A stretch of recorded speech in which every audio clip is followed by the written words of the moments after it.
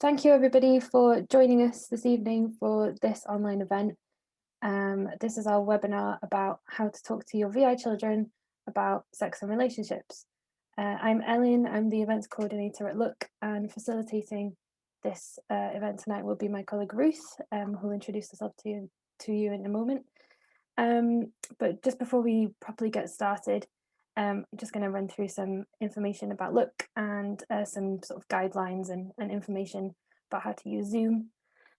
So for anybody who doesn't know, Look is a small national charity supporting visually impaired children, young people and their families, primarily through peer mentoring and a programme of events, which are obviously online since earlier this year.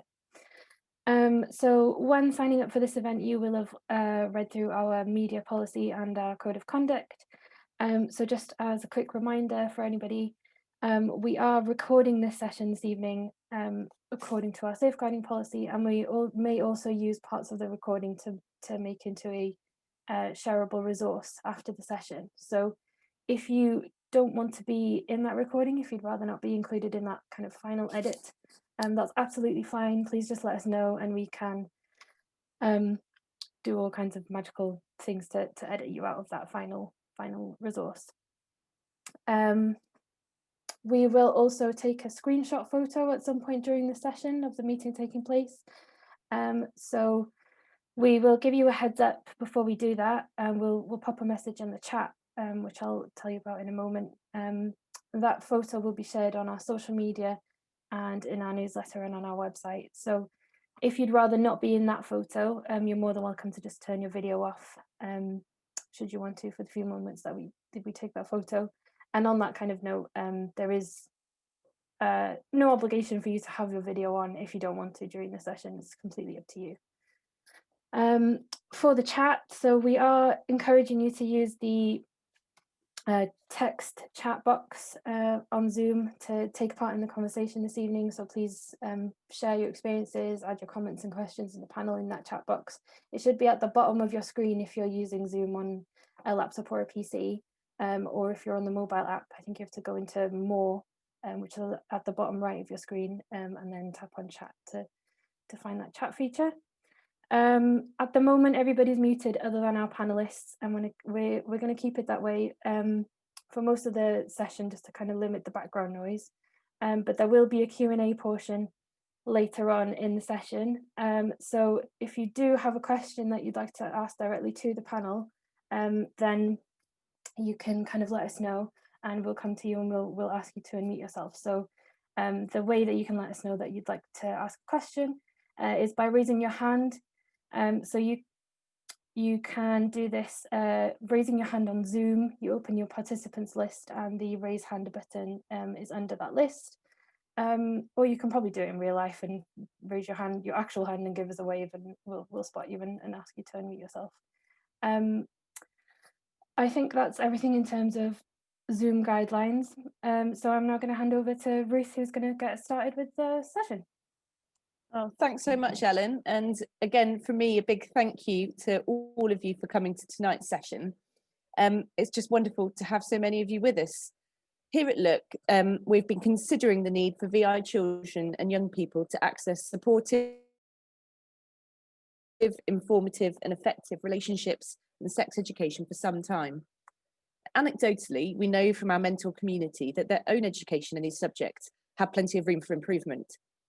Prior to working at Look UK, I come from a background of youth and community work. Within different roles, I talk to young people about their bodies, gender, puberty, sex, sexual health and relationships. Now, this experience has confirmed to me that all children and young people need to learn to respect their bodies, enjoy friendships and relationships, learn about and discuss respect and consent, and how to communicate their own feelings. It's really exciting that RSE is now on the curriculum throughout the children's education. We know schools will be consulting with parents and carers about this, and as parents of VIPs, you will need to understand and engage with the school and find out how they're making this education accessible for your child. On top of the education at school, your children may want and need to continue these conversations at home. So this evening, we're going to discuss ways we can do this, share ideas and worries together, and help grow in confidence. Now, before we go further into tonight's session, I think it will be really helpful to hear the Sex Education Forum's clarification of what RSE is. Relationships and sex education is learning about the emotional, social and physical aspects of growing up, relationships, sex, human sexuality and sexual health.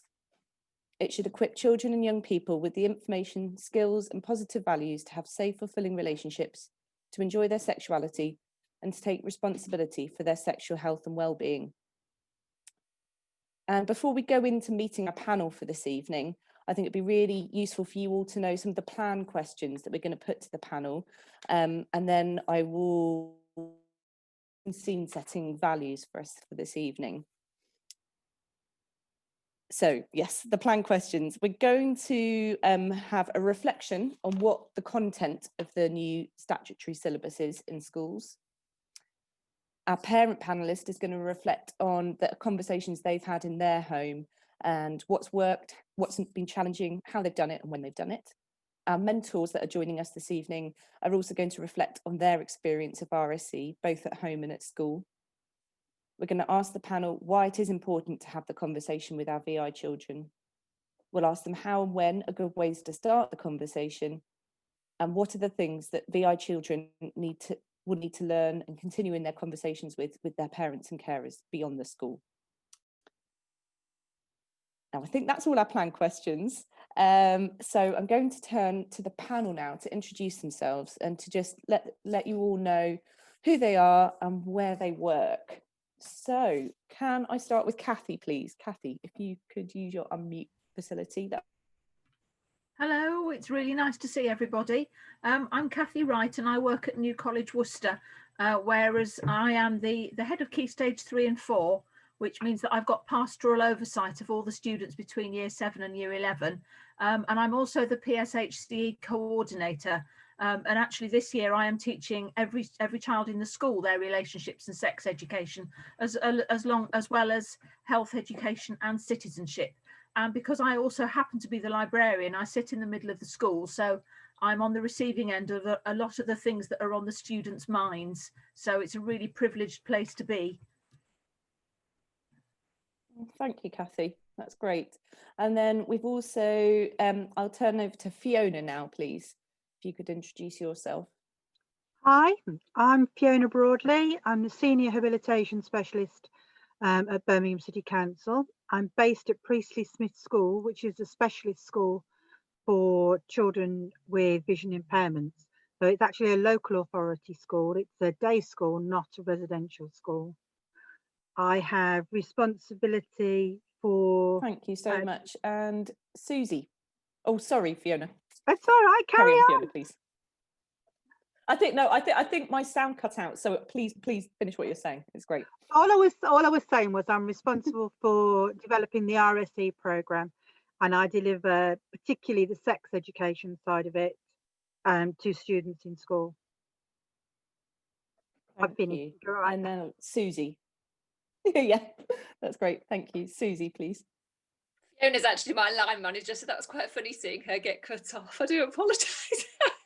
I'm Susie McDonald. I'm also a habilitation specialist. I work with Fiona. We've got responsibility for all the children with a visual impairment across the city as well. But I started off my career at Brook Advisory Centres, which is the national charity for sex education and sexual health. So that was many moons ago. But I sort of come into this with a fairly open mind. And I also worked for RNIB for 17 years and did 16 years of vacation schemes for 11 to 16-year-olds. So there you go. Thank you. And now we've got a parent on our panel as well. Gigi, could we come over to you, please? So yeah. I think you're still muted there. Perfect. Hello, everyone. My name is Gigi, and I'm the parent of a child who's visually impaired. He's a Braille reader. He's 14, just turned 14, and he's in year 9 at NCW. And so I am looking forward to this topic. Want to know what else you need to know about me? I'm originally from the US, but been living here for many years now. So don't hold that against me. Thank you so much, Gigi. And we've got two mentors. Could we go to Jen first, please? And then last but not least, we'll go to Craig. Hi, I'm Jenny, or Jen. I've been a mentor with Look for about a year now and really enjoying it. In the rest of my time, I volunteer for Samaritans, providing a listening service for people who are struggling. And I also volunteer for Childline, which is talking to young people about whatever they would like to chat to us about. And in that work, sometimes support young people to talk about sex and relationships and the kind of difficulties that they might be going through. Thank you, Jen. That's lovely. And then we've also got Craig, another mentor member of the panel. We go over to you. Sure. Hi there, I'm Craig. And I've been a mentor with Look for about 18 months now, if I was to guess. And during the rest of the time, I work in software. So it's a lot, not quite as relevant, but at the same time, yeah, the mentoring gives a good look into how young VI people think about things. So hopefully I can bring something good to this. Oh, sorry. Thank you so much, Craig. That's lovely. And before we go into our plan questions, I'm just going to reflect on some of the scene setting for this evening.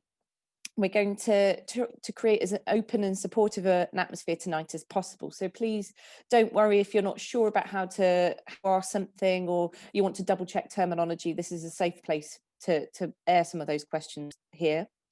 In terms of the panel, without the language we're going to use the correct anatomical language if we start to talk about different parts of people's bodies.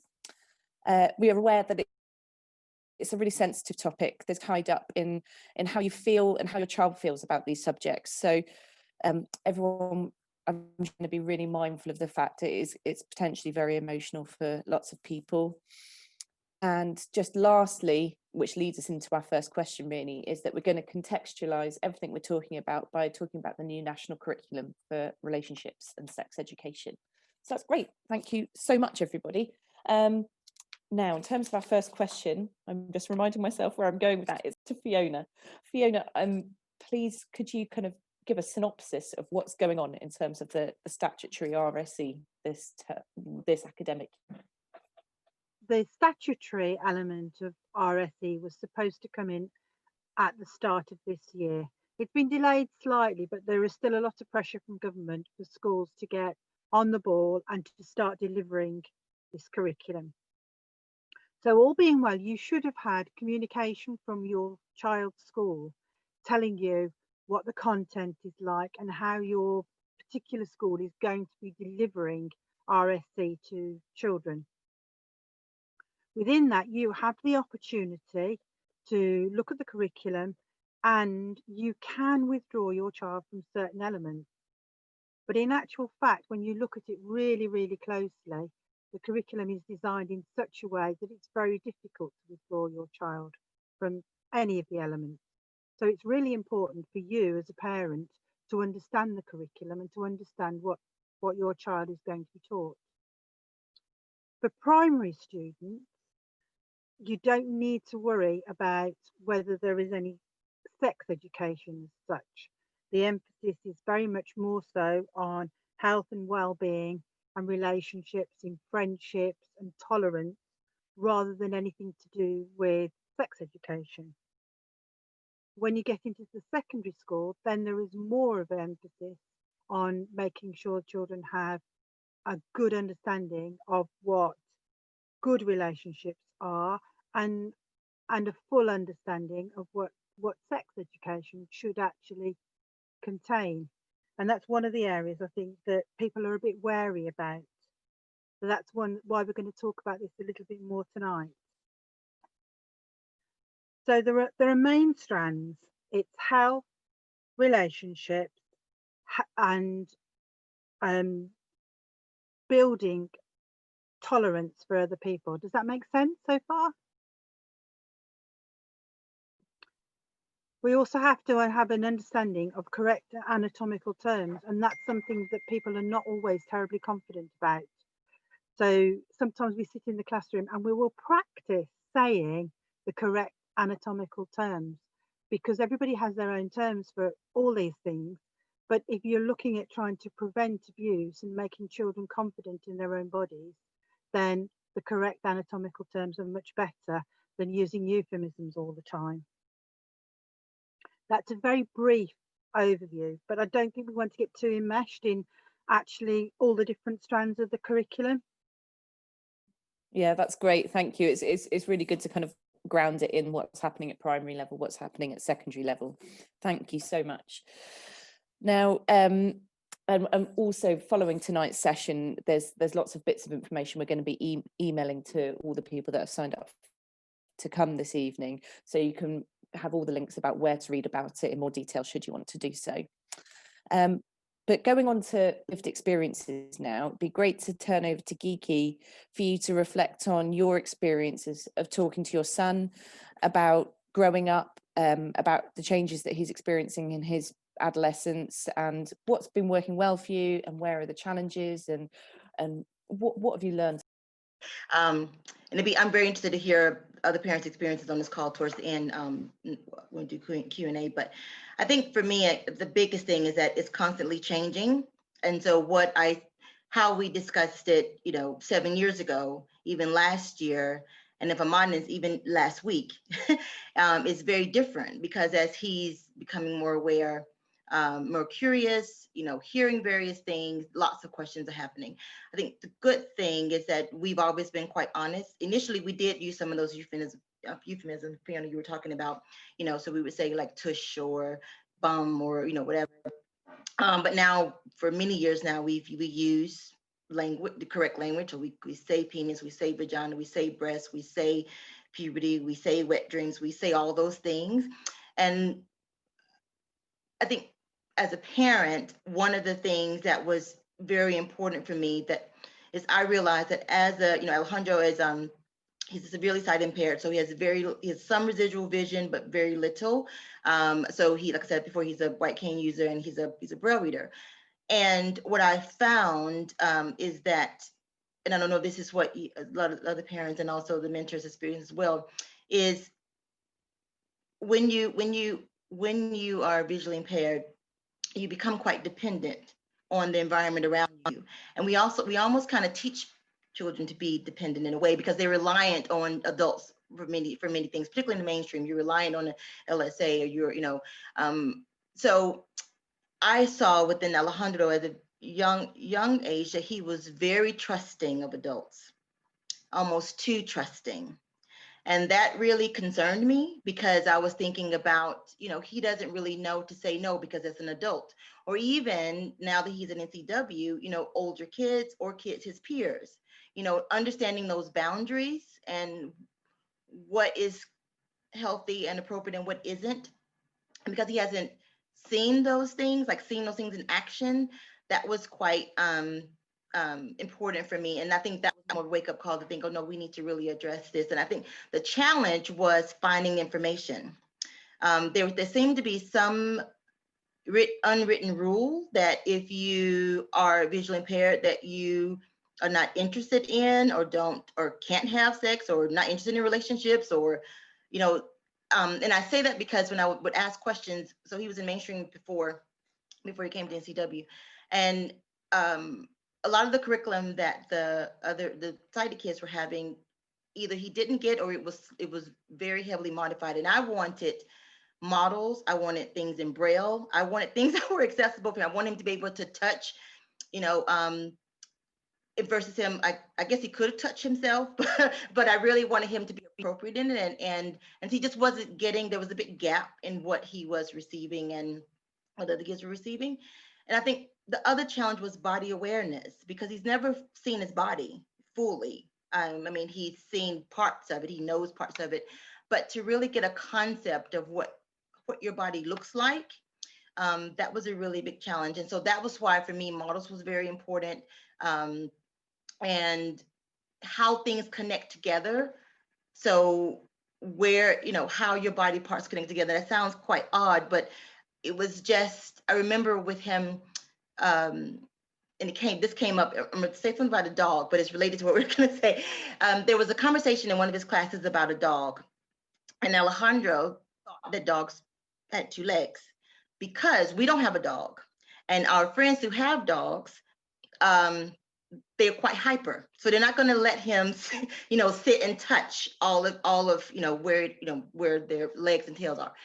And I say that he was very young, but I remember when a friend of ours had a dog that was quite lazy and quite obese and didn't really move, and she said, well, actually he can touch him.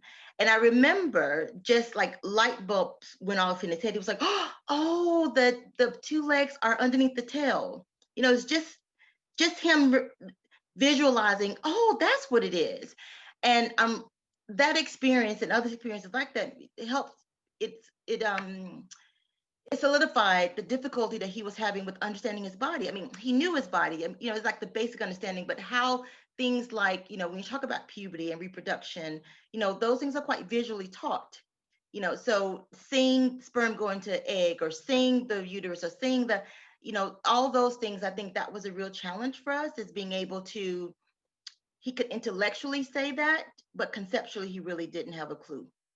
And I think that was very important for us. And I think now that he's getting older, or is older, for us it is very important. And Ms. Wright and Kathy and I, we've talked about this before. It's knowing what is being taught in school, so that we can, and the language and also how you're teaching it, so that we can carry that over into to our home. But I think for us, we were always quite open and transparent, because I've always felt that I want him to know as much. I want him to be as informed as he possibly can, not just about sex, but it's about relationships. And I think the relationships part is even more difficult, because with relationships there's a lot of subtleties and lots of kind of innuendos and all the things that we pick up visually often, that sometimes I noticed that he would miss. Even things like now we talk about social distance, but even before COVID, it was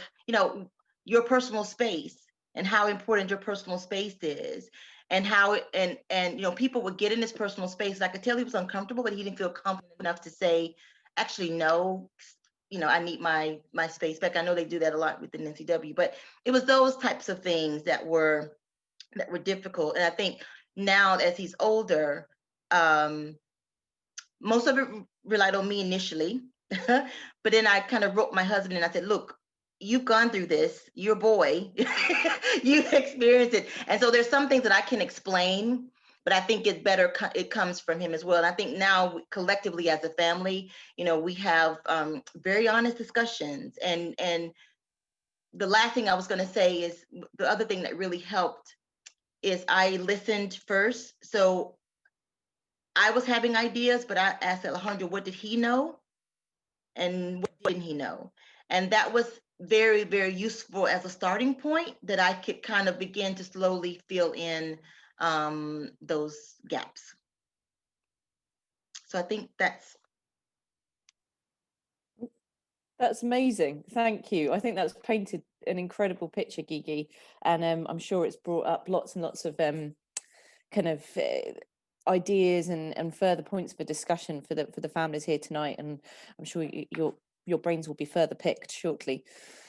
And just building on the lived experience reflections, it would be great to turn to Craig and to Jenny about how things were in your RSE, both at home and at school. Yeah, I can see, Jenny, you've just taken yourself off mute. That would be great. Do you want to speak about your experiences now?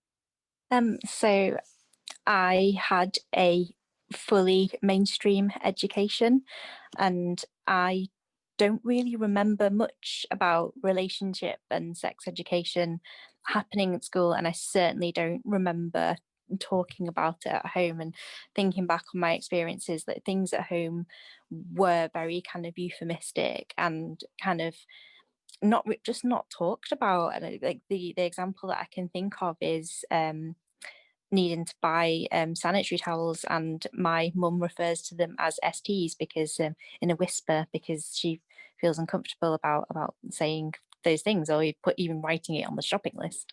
So there was a lot of, you know, of that, and it can really relate to a lot of the things that Gigi mentioned, and it's really great to hear that things are sort of improving with the relationship and sex education. And but I think it's really important that we think, because I think at the end of the day, a lot of people are in mainstream education all the way through, and it's fantastic to have the work that NCW are doing, but I think it's kind of an extra hard thing to do to get young people the right education while they're in mainstream, and have that bridge between school and home, so that you as parents are aware what they're being taught at school, and as Gigi said, you can help them out a little bit at home by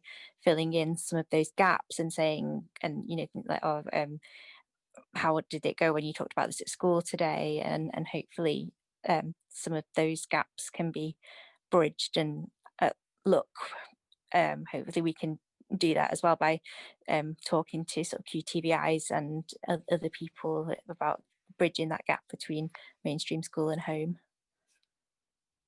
Thank you, Jenny. Could you tell us a bit more about what it was like in the classroom in the few lessons that did happen on these subjects for you? So I remember it being very visual, and I remember there being a lot of giggling and laughing, and I remember kind of just joining in with it because I didn't fully appreciate what was funny about what was happening. So I found that a lot of kind of think times at mainstream, I kind of did what my friends were doing because that was what you did. So they were kind of all giggling and laughing, and that's kind of, that was what I did. And because I didn't fully understand what was sort of happening in, say, the videos that were being shown, I sort of don't really remember even what the content of those videos was. And I think, if you're sort of singled out in a lesson and have the model placed in front of you, and you're the only person who has the model of the penis, or placed in front of you, and you're kind of the only VI person in the class, and you have this model of a penis in front of you, and you're the one who has to touch and feel it, that really does kind of put you in the spotlight, and everyone's looking at you and having a giggle, and that can be a really stressful kind of experience, I found. Yeah, definitely. I can understand that. Thank you so much, Jen. And then Craig as well, you've had a different education experience to Jenny. Could you tell us a bit about how it went for you at school and at home as well? Sure. So I think different on both sides, I'd say, as well. So at school, I went to a special school for the visually impaired, Joseph Clark, and in spite of the special education, it was just as awkward and cringy, and just as slightly brushed over, I would say. We had none of the same problems with material. So we did have, in a sense, we had diagrams, we had videos explained to us. So we were quite familiar with the scientific concepts around this. But there were no models in our case, which for a visually impaired school was a bit of a missed opportunity, I would say, for a whole classes worth of children. So I kind of feel like I had a better understanding of the sort of insides of reproductive systems than I did the outer workings, if you like. So, which is much less useful. So yeah, it was awkward. There were I remember distinctly, we went off to a workshop external to our school to learn about protection, essentially. We were all told to put condoms on table legs, which quite emasculating as much as anything else. And also it was just didn't really, it helped a bit maybe, but I don't know. I do feel like it was slightly lacking. I don't feel like it was yeah, I think there were various ways they could have improved it. I think smaller groups might have helped, because then the the people that were less interested or just quite frankly a bit awkward and mucking around because of that couldn't disrupt things so much. But yeah, the education was there, but I feel like it was maybe mildly better than Jen's experience of going through mainstream, but not by as much as it could have been. Home, on the other hand, was different. Home, it was my parents are quite open about these things. Open, but at the same time, not necessarily, certainly in the sexual side, weren't quite as happy to engage with it head on, or at least my dad wasn't. My mum put the task of having, in quotes, the talk with me to him, and he sort of shied away from it. So I got the basics from my parents, use protection, no means no, and the stuff that you'd want essentially as a young man. And on the relationship side, I will say both my parents were very good at engaging with me with that. It's always has been, and even to this day, always still is a dialogue. They've always been very good at listening to me in that sense. So I can't complain in any sense about the relationship side. The sexual side, there's I'd say up until my sort of maybe even my 20s or so, there was still a slight bit of awkwardness, and then quite frankly I think I broke it down by just continuing to talk about it until they engaged with me. So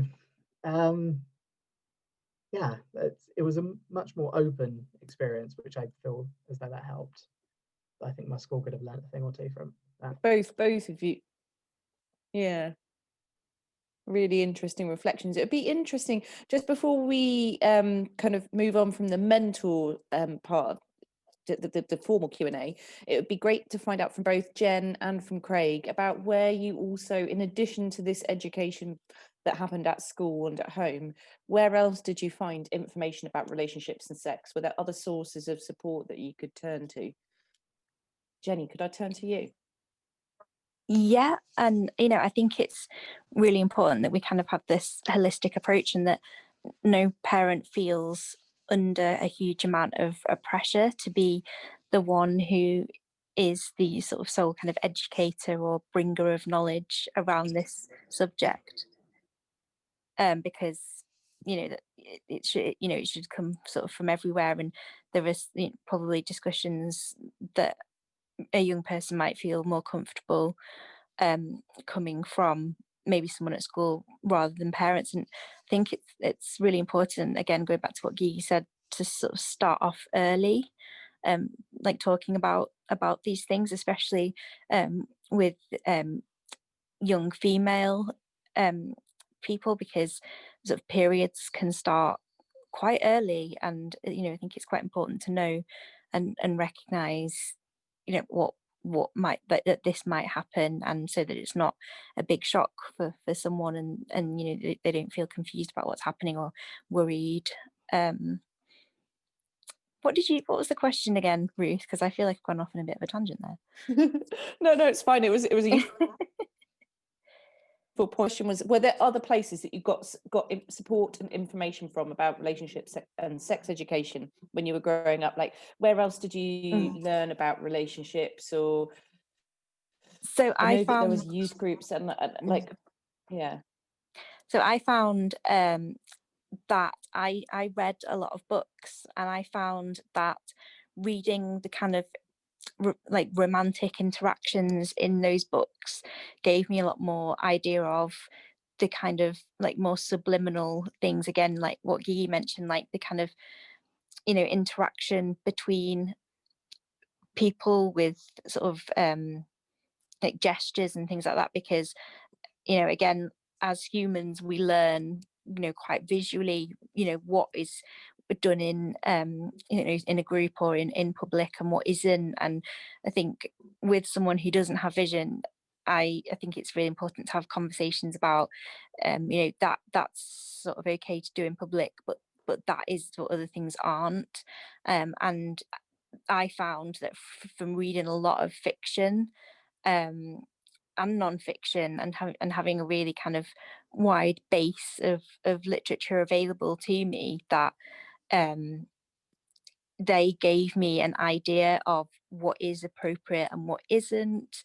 And I think it's important to maybe keep be interested in what the young people are reading, and if that book does have romantic scenes in it, then I think that's really helpful for people to kind of understand what kind of that interaction might be, because again, these days we kind of have a very visual world on TV, on even on soaps, with people's kind of interactions, and sometimes even audio description there can come in quite useful. I personally, at home, because as I said, things were quite awkward, I would sometimes be absolutely mortified about Coronation Street, and some of the audio description that was being said on Coronation Street. I was mortified, sat there watching it with my parents. But I feel that if perhaps I'd had a better experience, I'd maybe not feel so uncomfortable. And I think there's quite a lot of I found that there's quite a lot of books out there that are there's some of them are quite more of the visual books, but there are some quite good books out there that do talk about puberty and feelings. And I think a good place for them is either like one of the audiobook libraries like Calibre, or the RNIB Talking Book Library. And some of those libraries are broken down into key stages and different categories. And also I think I was able to learn things in my own time as well, because sometimes you might not want to learn that thing that day, but if you know that there is, say for example, a book or some knowledge out there, like access to Braille sort of resources, then and the young person can sort of digest that at their kind of leisure, and that they're kind of not being forced that every Friday at 2 p.m. we learn about this, and it can be done in their own time as well. I think that's really important. Cool. Yeah, thank you, Jen. And we've got it's lovely for you to highlight that. We've got some further reading things that we'll send to families as well following tonight's session, where there's both fiction and non-fiction books that you might be interested for you and your children. And Craig, was there any other places that you've got information or kind of understanding of on this topic? So yeah, I think it's important to highlight books because quite frankly they helped a lot with me too, particularly on the relationship side of things, and just knowing what's normal, because it's sometimes important to remember. I think as he said, people particularly who are severely sight impaired, our incidental learning, we have no visual incidental learning. We're not going to see how couples etc react half the time, or are acting in society. But other things, much like Jen, it was off during my own time. There was no sort of structured sort of way of it. Some of it, quite frankly, was from the internet. That's I'm not going to sort of gloss over it. And you can learn a lot. Sometimes, well, I would say often useful, sometimes not so useful. Which is, go on, sorry. I'd say there's sort of adult literature, I suppose, as it were, particularly when you're an older child, at sort of later teenage years. It can be sort of fill in some gaps, particularly as it's descriptive, which is where I feel like a lot of sex education falls down. Is there is no description that doesn't use visual language. Yeah. So the language, visual resources are kind of can do things in a straightforward way to a visual learner, but if you were going to use language, it can somehow, as one of the mentors said in our kind of research for this, you're turning it into soft porn, and that's veering away from what's needed. Yeah, so finding exactly. those books that actually do it right. Yeah, exactly. It's if what you'd kind of want is something that was non-pornographic but at the same time descriptive enough that it would help, because at the minute I don't feel like there's really anything that bridges that gap. Definitely, Craig. Well, thank you so much. I know we're kind of like, we're probably going to, as we carry on, hit on further resource wish lists, but that's good, that's fine. The more we can be exact about what we want to get out of it, the more we can get them to happen, get the resources made. But thank you so much, Craig. Ruth, this is Geek. I just had a quick question. Hmm. Are we going to be at some point addressing the chat box? Because I'm just noticing that lots of people Yeah. putting some really interesting comments and questions in. So Thank just you, when we Gigi. don't Yeah. So don't lose those. no. So what Emma and Ellen, so Ellen is our events coordinator and Emma is her PA, and they're both monitoring the chat box and sending me questions from that we're then going to turn to at the end. Thank you so much, Gigi, because we really want to use that. So yes, just to keep you all posted, we've got, just counting questions, so we've got a few more questions to go to for our panel about the different education ways to do it, and then we've got three more questions, those questions in the text in the chat box. So we'll go to Susie next about just if you could give us an overview of why it is important to have these conversations with our VI children. Why is it so needed at home as well? I think Craig and Jenny actually have answered most of it, is that so much learning is incidental, taking it right back to relatively early childhood and primary. If you think about, as a sighted person, what you see when you're walking around, and if we're talking about periods, a sighted child may well have seen different sanitary products in their parents' cupboard or in the supermarkets. And so they'll already have an understanding that there's not just one product. So I think that's a key point where parents can fill in that particular gap.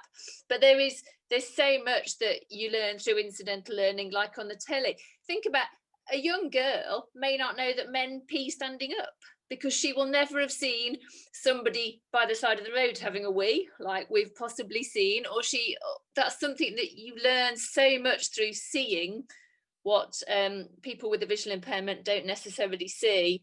And I think it's also not making assumptions that they understand the things they see on the telly. And also things like an understanding of different body shapes, the difference of body shapes between men and women, that again you pick up visually. Teenagers watch things like Love Island and they get an understanding that not all breasts are small, not all breasts are big, that type of thing. I think parents can quite nicely fill in some of those gaps. I thought about when you walk into when you go to a motorway service station and you go into the toilets, even just within the toilets, there's posters on the doors that might be talking about periods or sexual health, or there's the condom machines in the toilets. And again, those are the sort of things that questions can be asked to parents, but if children don't see them, the questions won't get asked. So, but apart from that, I think that you've done an able job of covering all those things. So yeah, thank you. It's so true that the incidental learning is just so different for a VI child, or so lacking where so much of it is visual.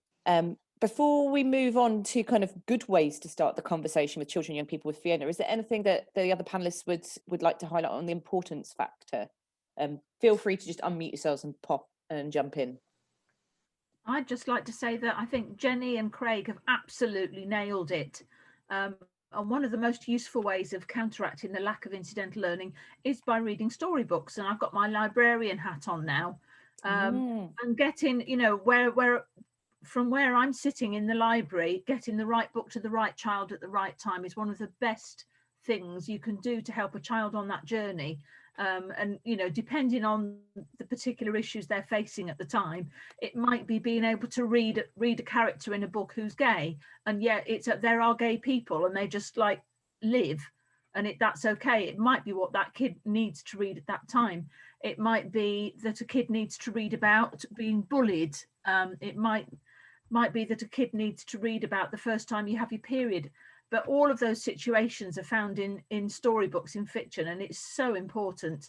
And I just think that's one of the most massive resources that we have. There's such a lack of tactile resources, and they are so expensive. And again, they only represent one body, and everybody's body is different. So I'm not absolutely sure about models, quite honestly, but books definitely. So thank you, Jenny, and thank you, Craig, for bringing that up.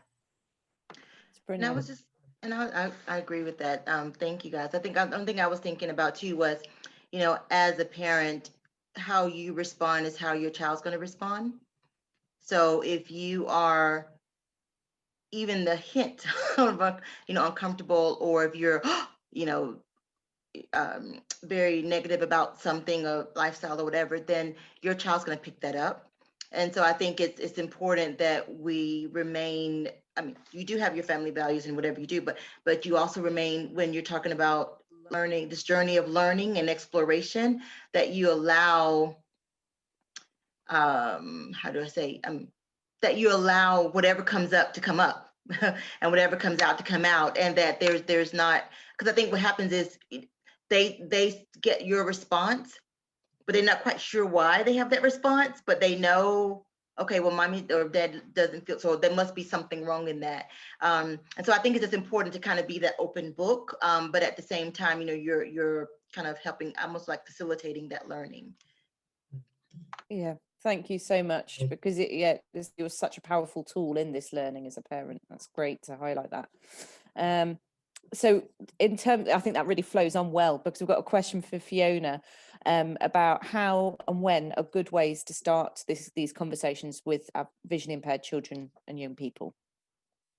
I think you've got to remember that each child is an individual and each family is different. So you know your children and you know your family situation. So there's no hard and fast rules on this. But I do think it's important to start your conversations early, and note that I say conversations, not conversation. Historically, kids would expect the conversation. You don't want the conversation. What you want is a dialogue, and you need that dialogue to be ongoing, and you need it to be truthful. Now, that doesn't mean to say that you give your child chapter and verse. You know, if they say where babies come from, if they're only 5 or 7, then you give them a condensed version. You don't give them all the details, but you've started the dialogue. And then if you respond to that in a way that makes them feel that you're telling them the truth, you're not misleading them in any way, they'll come back again and they'll ask another question. And so you build on it. So it's layer upon layer, but you base it on the truth. Maybe not the whole truth, but certainly the truth. I also think that it is really important, and Jenny mentioned it earlier, that you start the puberty conversations early. Children are starting puberty earlier than they used to.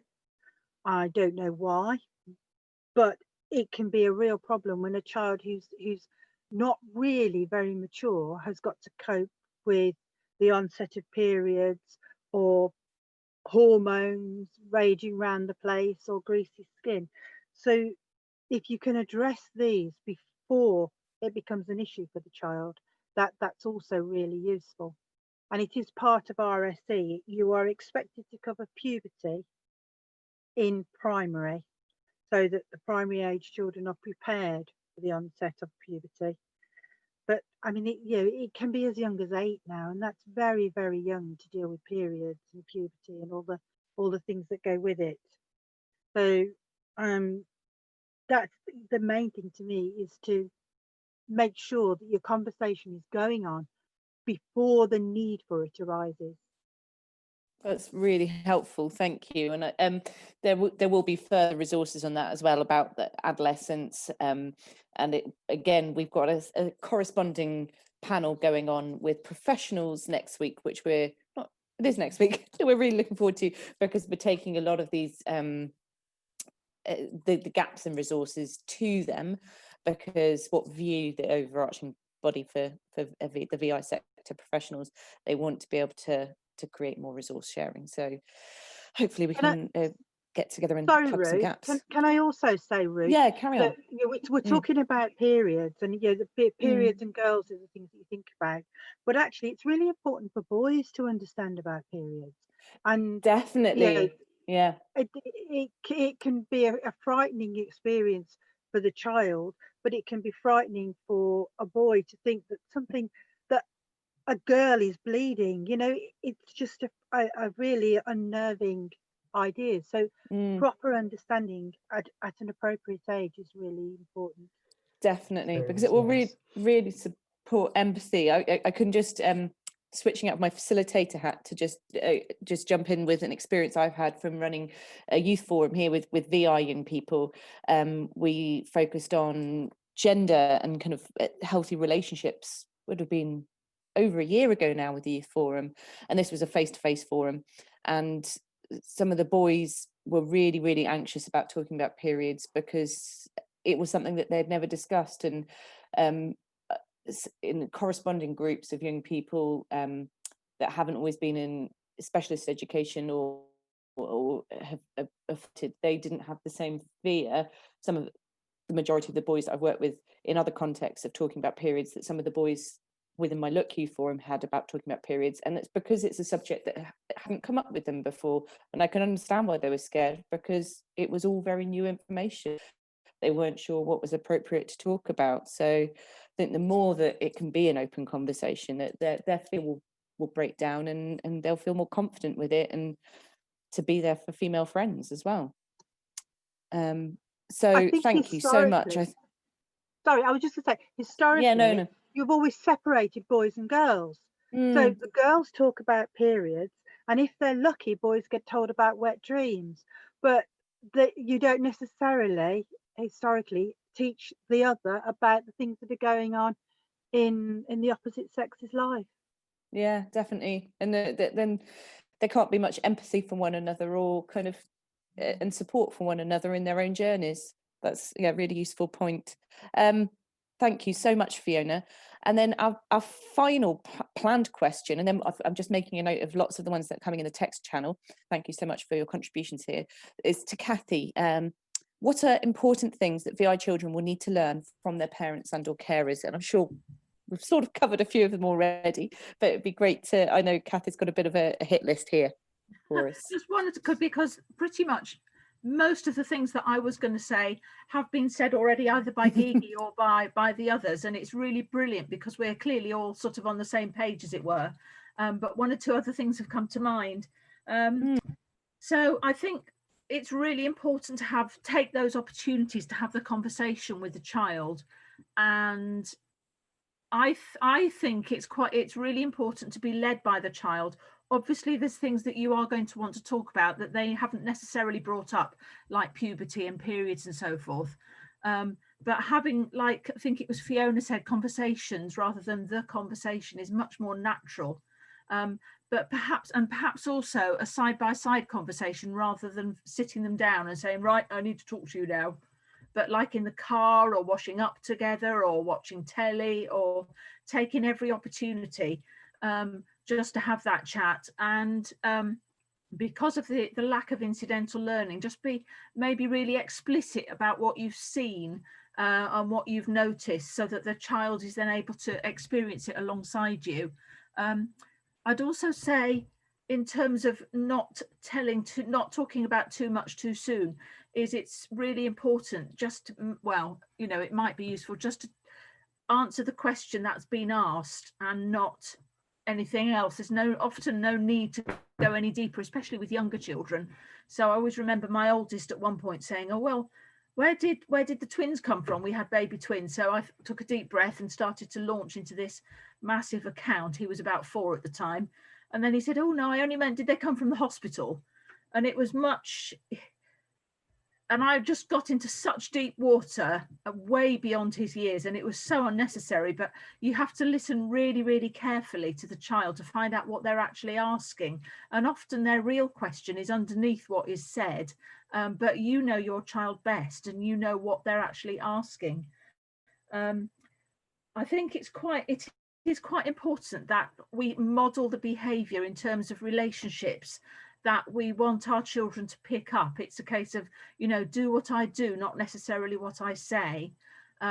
So in terms of what's acceptable in your family, perhaps in terms of nudity or things like that, allowing people's personal space, whether you lock the bathroom or not, it's probably worth having a conversation about, you know, not everybody not everybody is comfortable like this. You know, if you go and stay in so and so's house, they might want to lock the bathroom door or whatever, and just modeling what you find acceptable, and in terms of the way you talk to other people, and just making it explicit and talking all the time about what you're doing. It's quite, sometimes I know people feel embarrassed, but I think the more explicit you can be, the better, especially if you're able to be in a private context with your child. So, you know, sitting side by side in the car when there's nobody else there.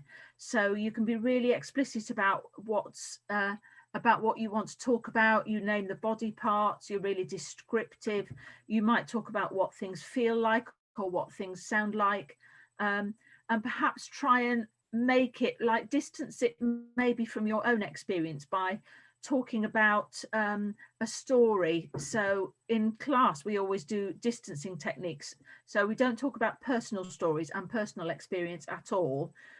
We use, well, I often use Jane and Bill from the Braille course as an example, and we just sort of say, well, you know, Jane and Bill were going out with each other, but they didn't communicate very well. And we use that as an example.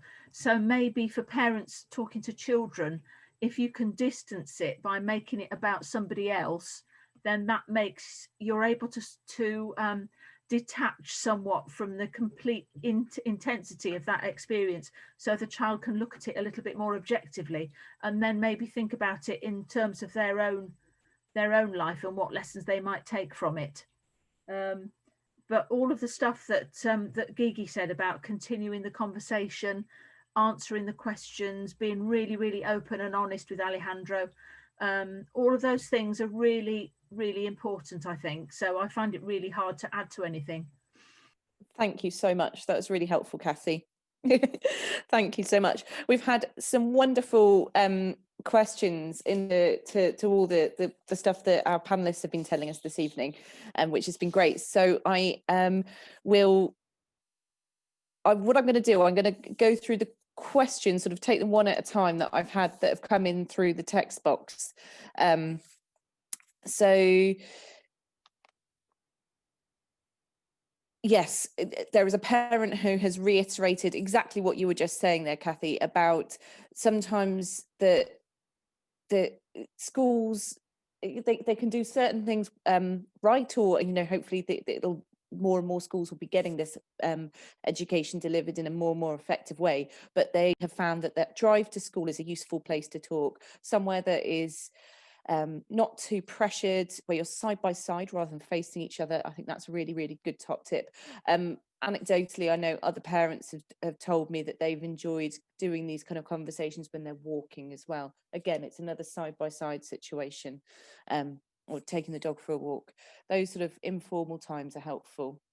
Another parent has reflected on Gigi's comment about the fact that her VI child and lots of other VI children are in a vulnerable position, that in terms of that the adults around them have a lot of trust placed into them by the VI child. And so just be really aware of your children's relationships, keep, you know, have good conversations with them about what's going on, because there is a parent who's had a negative, well, not even negative, it's a really, really scary experience there. So thank you so much for sharing that with the group. Now, I don't know if Arta, if you would like to ask your questions yourself. You've asked about how to support your child to have appropriate conversations with their peers, and also know about appropriate touching, like when things are okay, when it's okay to touch and when it's not okay to touch. So I suppose private and public behaviours. Do you want to, have I phrased that okay, Arta? Yeah, I think that wasn't really, I mean, it's more something that was happening earlier on than right now with my son, but I think it's quite important, because I think one of the issues that I found was with my son, the difficulty was that he just thought every adult that he was with was a trusted adult. So, for example, I had my own business, so I had quite a lot of people that work for me, and they all, because I'm a single parent, they were helping me with picking Toby up from school. But of course, they weren't kind of close friends or close relationships, and they were also themselves sometimes young. So when Toby was sort of finishing the lesson at school, he would come and say, "Oh, by the way, how did you do it? You know, how did you have sex, or to be able to have your child or something? And it was completely so like, and people used to get like really stressed. What do I say? What do I do? Or if they were women, they would just go, Mm. can I just Yeah, check so it? he Can was I touch your breast? And it was kind of, you know, sometimes was, and I would sort of say, well, you know, you need to understand that's okay. You can maybe touch somebody's breast that are close enough in the family or something, your grandma, me or somebody. But you can't go to normal people on the street and or people that are not very close to us, and to ask that or to say that. And you say, but I thought they were trusted adults. And I was like, yes, but there is a difference of trusted adult and being kind of intimate and close. And, you know, these are sort of, and I think at school that was done really badly. So certainly I think it's one of the areas which needs to be explored, because like a lot of the people said, if somebody is completely blind and they've never actually seen the body shapes in different people, once you then have all this information, it can be so confusing. And it's like all of a sudden you have this kind of, you know, you want to be learning things as soon as possible, but then you don't really understand where things are appropriate. Yeah, So thank you so that much, was Arthur. I think that was I just think sort of people need Mm. to you know, it has to be kind of worked out better in schools when you start with. Yeah, they're really, really interesting points. And do any of the panelists want to respond to the points that Arthur's raised there about supporting your child to know when it's appropriate to ask it, to bring up certain conversations with people, what's appropriate behaviours physically around other people? It kind of reminded me of Anyone got any advice on that? the main kind of thing that really stuck with me when sort of learning about consent was someone used the cup of tea analogy, which sort of involves like using the analogy of offering someone a cup of tea, and if they say no thank you, that you don't continue going on and say, well, I'm going to make you one anyway, here's a cup of tea, you're going to have one sugar in it and some milk. It's sort of like using that analogy to say, if someone says no, they don't want a cup of tea, you wouldn't or go ahead and make them one anyway, and you might ask them how they want the tea. And I don't, there's a whole kind of analogy that is it's, I'm sure it's written down somewhere because it's used quite a lot, but I remember that really kind of stuck with me when I heard that one. But I can understand where the difficulties with touching and working out who is a trusted adult and who isn't, where that comes in. And I think that seems to need to be from sort of a very, very kind of young age. And I think sorry, I'm getting a bit distracted by the chat. Yeah, I think starting off that young, and I think it's difficult because it's hard to segue into these kind of conversations perhaps with VI people. Like say for example, you might see an advert about, you know, well, the old one was Stranger Danger, wasn't it? And you might see an advert and that might spark your conversation with a sighted child, whereas it's not as easy because you don't have the visual prompt. Even say for example for a tampon advert, you know, you don't have they oh, that, what's that for, mum, or whatever. Like it's not quite as easy. You know, so it's difficult. Sometimes got to be a bit more blunt in the way that you get into these conversations with children. Yeah, thank you, Jen. I think that's a good point. And Craig, yeah, yes, sorry, sorry. I was trying to say I no, really it's agree great with the way you're saying to tackle that, Jen. I think the head-on approach is probably the best way, in the sense that sort of outlining what's appropriate from who, or from or to who. So say for example, with a trusted adult, certain things are appropriate. At the same time, certain things they still probably shouldn't do unless they're your parents, maybe, or you shouldn't ask them unless they're your parents. And then maybe I don't know what, yeah, And maybe as they get older, then you could sort of start to bring in, you can ask this to someone that you're close to but not yet.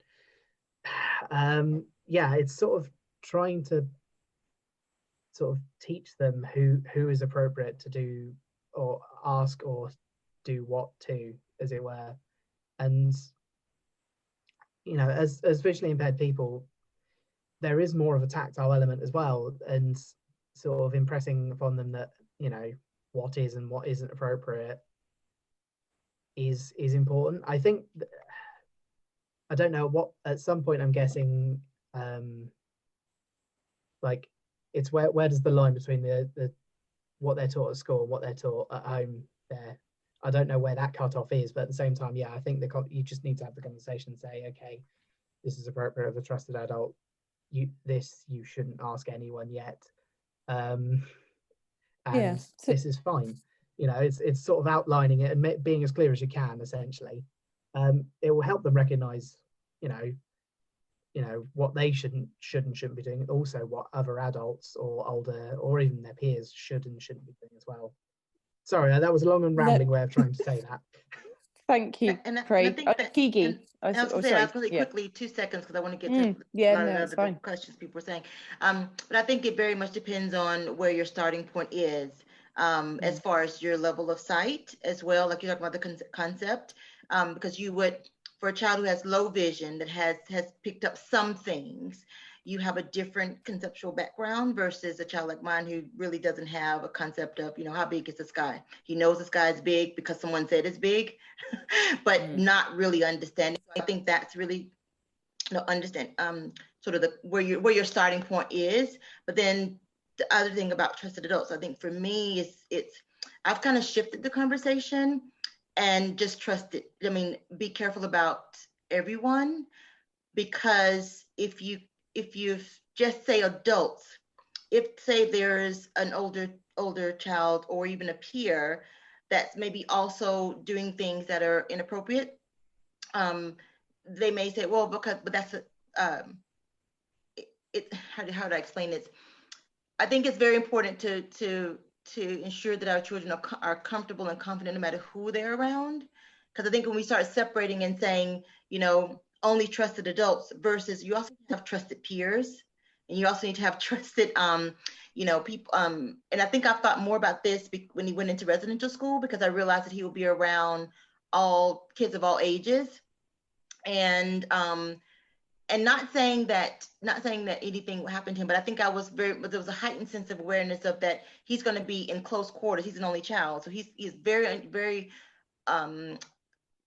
not used to being around lots of kids all the time and kind of in this space, and knowing is it okay for someone to sit on my bed, if it's okay for someone to come in, or someone talked about nudity, and I think, you know, that was a big thing too, that his house parents were saying, you know, kids were going around without any clothes on because they didn't really have a concept of this is not the right thing to do. So I think it's about teaching our kids that anybody, you need to be careful or confident in saying no to anyone, not just only adults, because then we kind of create this false sense of security. Yeah, a really good point. Thank you so much, Can I add Gigi. something in there? Yeah, please do, Fiona. From a HAB perspective, because Susie and I are habilitation specialists, so we are out and about with students all the time, and that gives us an opportunity perhaps to talk about good strangers and bad strangers, which was what we used to use, but we don't use those terms anymore. So you tend to talk about safer strangers, and there's a lot more emphasis on people in uniforms as being somebody that's safer to go to if you need to approach somebody for help. But we have more opportunities perhaps than other people to talk about how close you stand to somebody in a queue, you know, whether you actually touch somebody, whether you hold hands, all those sort of things in a completely practical scenario that isn't always, it's not as easy to deal with in school, particularly if you're just looking at pictures and talking about whether somebody's wearing this uniform or that uniform. But it also comes back to you saying about, you know, your GP yes, it's okay to be undressed in front of your GP, but it's not necessarily somebody else. And that's another ongoing dialogue. So you talk about it at very low level, and then you build on that and explain in multiple scenarios so that they get as broad a picture as possible. Yeah, definitely. And I know some primary schools have already started this years ago, but this will be part of the primary syllabus as well, of what's okay, maybe just with their parents or with the doctor is a great example, and how they can say no to things, or how they can realize that something's not okay, and it will gradually build up. Again, it's not just one conversation.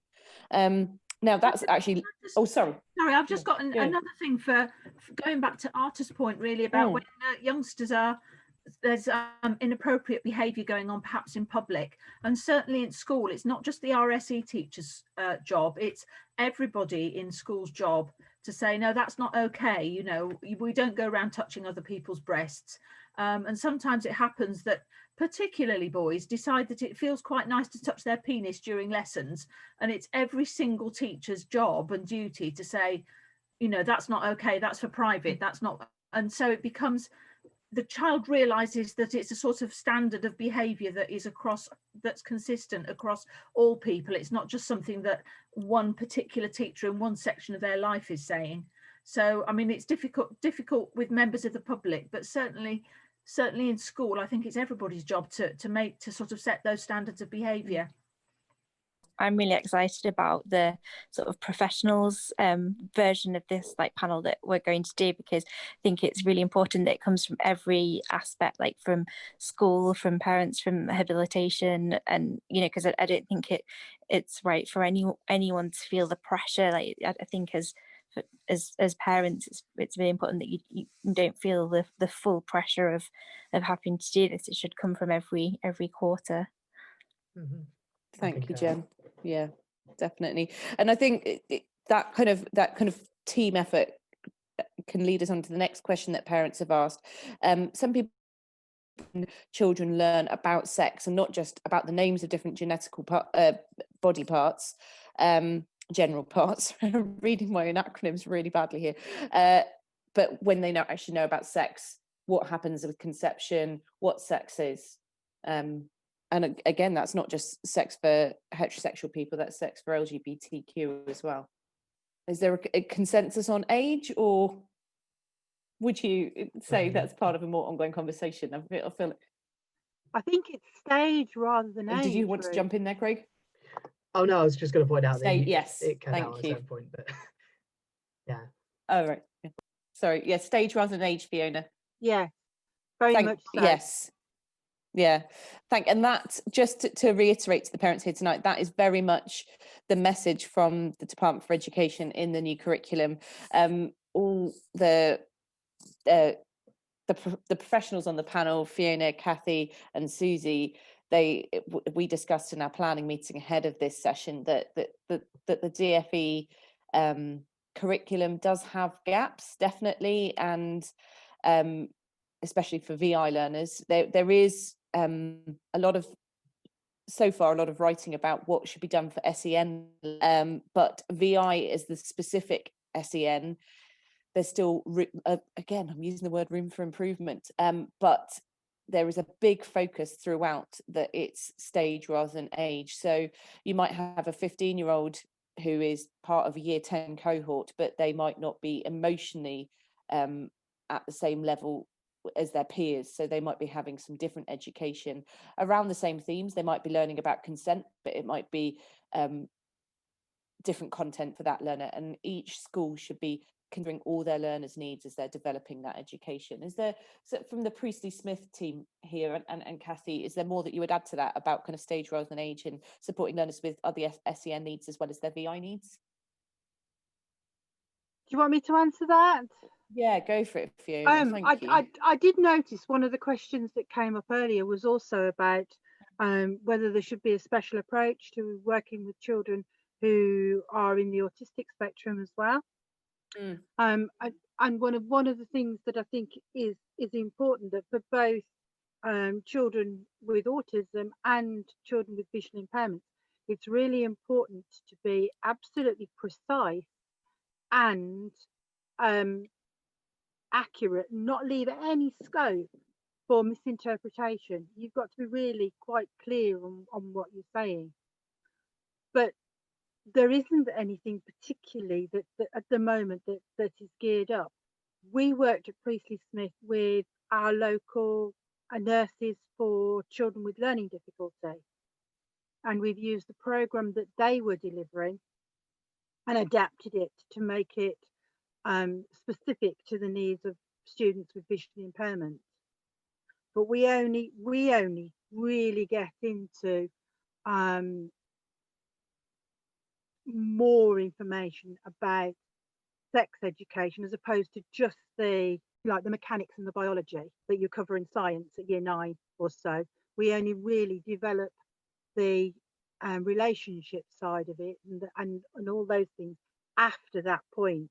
So they've covered the basics, and then we try and put it into context so that the students actually understand that it's not what they would see in a porno film. We found that particularly boys tend to draw their information from porn. They think that's the way they should be learning. It's a macho way of drawing information, and they have to unlearn that sometimes and actually build the idea that it should be a relationship rather than just sex. And that's something that we find they need a degree of maturity in order to be able to do that. So we do that higher up in the school. But one of the things you have to bear in mind is that the content is supposed to be covered by the time that student leaves school.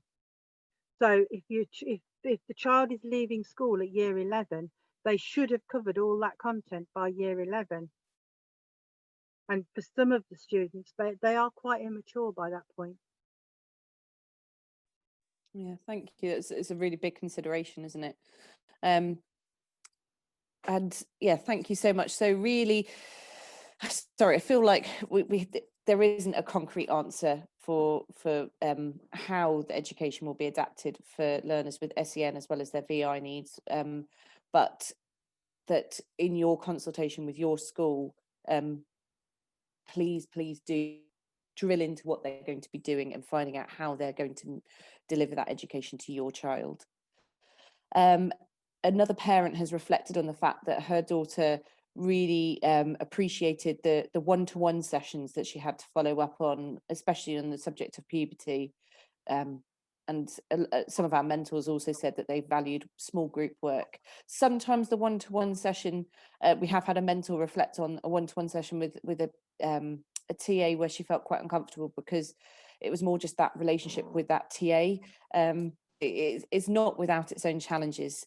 Another parent has reflected on that their child's internet use can also give you a good understanding of what they're interested in, and potentially that's a kind of a way for you to know what they're looking up, to know what they want to find out, and to develop more conversations in the home. I think that's a really useful tool. I don't know how many of you guys are using kind of mirroring apps on your children's phones, or kind of looking into what they're using the internet for. Might feel like spying, I guess. But just to be aware of what else is going on. And just to follow up, I know that there's been a question about, you're aware that obviously there's other chatter going on at school, you know, in lunch times and break times about sex, puberty, relationships, and you're aware that your children might be picking up on kind of inaccurate or incorrect information. I would really say then, just to highlight that it would be wrong to stop those conversations with young people. It's really important that they do kind of test things out with one another, but that you and your children have got the right places to go and look up accurate information. Anecdotally, in my own kind of experience of this, I've had young people believe that there's STIs out there that don't even exist, and it's all through kind of tattletelling. But if they have a safe place where they can say, is there such a thing? One of the STIs that they thought existed in a group of learners I had was something called blue waffle. It's a complete hoax. But they had a safe space where they could say, what is this? What are STIs? And we covered those subjects together. And I know, sorry, I'm whizzing through questions, that We have a parent who has a question about how to explain periods to their VI child. Am I paraphrasing that question correctly? If you are the parent who had that question, please put up your hand so we can unmute you. Vicky, thank you. Give me a thumbs up. Thank you. Do Kathy or Susie have any kind of learning to share on explaining periods? Thank you, Susie. I think even if your child doesn't necessarily understand what's happening with them, I think to get a routine in place is really key. So explaining to your daughter, if they have started their periods, that every time they go to the toilet that they should change their sanitary towel, I think is a key one, to make sure that they understand where to put them in the bathroom, and just make sure that their school haven't made an assumption that they know what to do with them, and that you get your hab person in to go and explore the bathroom. Yeah, I think they're the main ones. And what about ahead of puberty starting? So you'd be ahead talking of periods about beginning. Have you got any kind of advice about how they learn?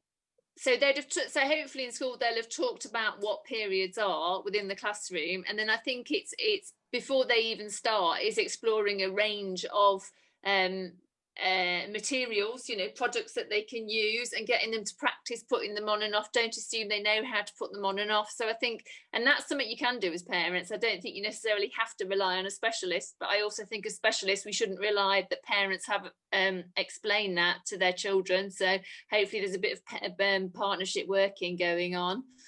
I mean, you can use water to demonstrate, or you can use water with a bit of food colouring if your child's got some sight, to demonstrate what it's going to look like if it's coming down to the practicalities of it. Fiona, have you got anything else to add to that? Sorry, very slow response. Cough mixture with a bit of food colouring in is just the right texture, because it doesn't feel like blood doesn't feel like anything else. So cough mixture is very good. And also if you're using a sanitary towel to demonstrate how the liquid is absorbed, the cough mixture is absorbed more like at a similar rate. So it's not just like water which just drenches the whole towel. Sorry, Susie, go on. I was going to say, it's also worth demonstrating how little blood it actually is, because that if a child hears they're going to bleed, it can be complete panic, but actually there's not quite often not that much blood that comes out each time. So exploring how much blood is supposed to come out each time, I think those type of practical approaches are quite useful. Is it all right just to chip in with a couple of things, Ruth? Yeah.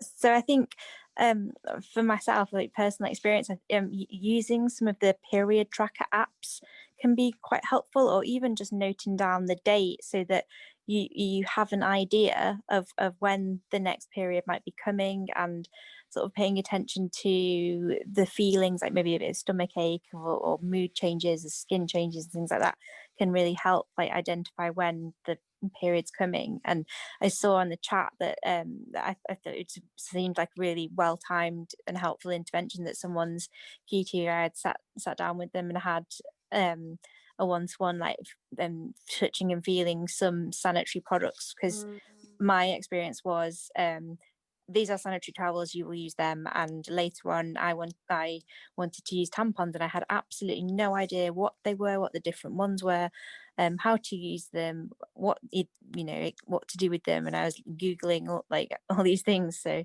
it's really helpful, and I think that's pro-choice as well, because the young person can try these things out and decide and say, actually no, I don't like sanitary towels, I want to try tampons, or I want to try period pants or moon cup. They're the things that are quite popular right now. I think that having that kind of choice is really important, because it's that young person's body, and what they might feel more comfortable with is not necessarily what their parent might have felt comfortable with. So yeah, the period pants are proving really popular with a lot of mentors and young people that we're working with at Look, because it's something that can last all day, and it gives you that kind of peace of mind as well. Well, just to give a little look plug, we've got a podcast as well on the website, mentors discussing periods. So do feel free to tune in. It could be something that is quite lengthy, I think. So I think I was involved making it, but so like maybe your children want to pick and choose bits of what to listen to. That's quite helpful. Like more kind of lived experience sharing is really, really helpful here.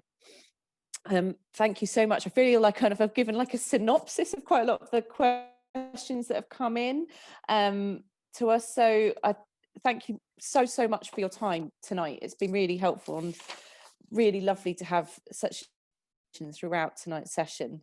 There will be more resources and links and so forth sent out to you in the coming days following the session, and we will keep sharing anything else that we learn about or that is produced on this subject as well. It would be fantastic. Ellen, can I just check in with you? Is there anything else I need to do before I do closing comments from panelists? Because I'm aware that I might have missed chat. No, I think you're fine. Go for it. Cool. If we could just turn to our panelists one at a time, just to find out kind of your key learning or key suggestion for parents as they are having conversations about growing up, body changes and sex and relationships with their children. Gigi, could I start with you, please? I just want to thank all the parents have been making the comments. I mean, it's been very, very insightful to see what people are thinking and what they have to offer. So thank you very much. And hopefully we do another one of these. I think for me, the key word is be real. Just be real and be honest. And also give your child the benefit of the doubt. Like, don't assume that they don't know. And even if they know bits and pieces, they know bits and pieces. If they know nothing, they know nothing. But at least I think we're finding it a lot with the 100 now, because I'm really trying to shift that thing and shift the mindset of him becoming very autonomous and very confident in who he is, and not become who someone has told him he's supposed to be. So yeah, so that was more than one thing. I obviously can't follow directions, No, sorry, but basically be real and be honest, and with your child. Thank you, Gigi. That's great. Craig, could I come over to you, please? Yeah, sure. So I don't think I could distill mine down to one thing either. So I think one point I particularly found in my case was kind of a counterpoint to Gigi's is don't assume that school are just going to handle everything for you either, because in my case, school didn't handle it necessarily very well. So feel free to have these conversations. I suppose this leads on to my main point, which is be open, be approachable, and don't let these conversations can be icky, but don't make them a taboo. Like, be sort of make yourselves open and available to these conversations, and touch words, your children will come to you with these questions, and you'll be able to help them in a constructive way. Thank you, Craig. That's really helpful. Jenny? Just that it's made me so happy to see so many parents of young VI people come on to here to do this. And if you know anyone else who's the parent of a VI child, it'd be great if you could point them in our direction to do another one of these and have these conversations. And I guess like my sort of main thought would be, please don't panic, please don't overthink these things. We've talked a lot tonight, but it can be quite a natural process as well. So like, please don't not pressure yourselves with these things. It can be quite anxiety provoking, I think. Yeah. I'd say just keep a dialogue going with your children, but also with your children's school as well, just so you know what's going on at school, so you can follow up on anything they might be learning at school and fill in those gaps. But just keep the conversations going, and also go and have a look at the resource list, which I know is coming around, because I think there might be some useful information on there. And that's it. Thank you, Susie. That's great. And then can we come over to Kathy, please? I'd just like to, well, again, the others have pinched all the good ideas, but I would say just really listen really carefully to your child so that you know where they are, what their questions are, and don't judge them, just be compassionate.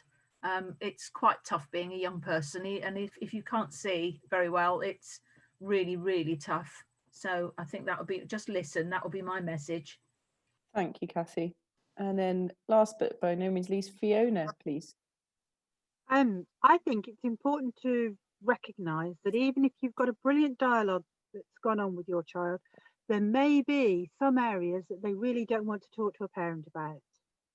So I think it's really useful to make sure that they've got a whole area of support, and that they know where the good websites and things are. I think there's websites on the handout that comes out, but from those websites they can get good, accurate information. They're not going to be dependent on hearsay or what they've picked up in the playground, but it will be accurate, and it's also accessible to them even if they are visually impaired.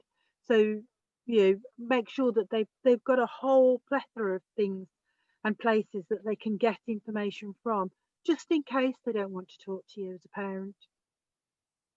Yeah, that's fantastic. Thank you. And just because they might not want to talk to you about one thing doesn't mean that they don't want the other conversations as well. So no, that's yeah, right. Thank you so much. Thank you so much. Yeah, so just to clarify, we will have more things coming out to you all in emails with attachments and links and so forth. And just thank you so much for your time, everybody, this evening. It's been a real pleasure and really exhilarating to get this conversation started. Thank you. Thanks for hosting, Ruth. You've been great as usual. Thanks, Jen. Yes, I'm just really aware that there's been so much chat. Sorry if I've missed any key points. If you feel like there's still something on your mind following tonight's session, do get in touch as well. Yeah, thank you everyone. Thank you to all the panelists as well for such a really good discussion. And yeah, like Lucy said, we'll be sending out resources and everything will be made available on our website. But we'll be sending that out as well in the next kind of few days or so when we put things together. And we'll also be asking you to fill out a feedback form about this session, which would be really helpful for us to get feedback on how you found this this event, and would help us to be able to put on more. I think a couple of people have mentioned having more of these, so it would help us be able to do that if you could fill in the feedback as well. Just a quick kind of mention about that. But yeah, thank you everybody.